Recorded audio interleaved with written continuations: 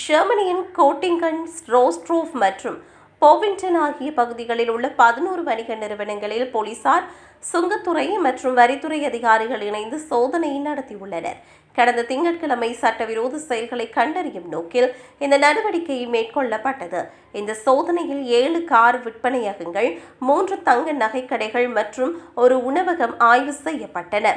கோட்டிங்கன் பகுதியில் சமீப காலமாக இரு பெரிய குடும்பங்களுக்கு இடையே நடந்து வரும் மோதல்களை தொடர்ந்து சில குறிப்பிட்ட வணிக இடங்களை இலக்கு வைத்து இந்த சோதனை நடத்தப்பட்டதாக போலீசார் தெரிவித்தனர். ஆய்வின் போது கார் விற்பனை துறையில் மிகவும் சிக்கலான வணிக கட்டமைப்புகள் கண்டறியப்பட்டன. பல வணிகங்கள் ஒரு முகவரியில் பதிவு செய்யப்பட்டிருப்பதும், சில நிறுவனங்கள் பதிவு செய்யப்பட்ட முகவரியிலேயே இல்லாததும் தெரிய வந்துள்ளது.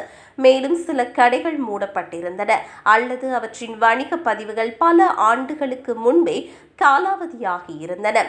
தங்க நகை கடைகள் மற்றும் உணவகங்களிலும் பல்வேறு முறைகேடுகள் இருக்கலாம் என்ற சந்தேகத்தின் அடிப்படையில் சம்பந்தப்பட்ட அதிகாரிகள் விரிவான விசாரணைக்கு உத்தரவிட்டுள்ளனர்.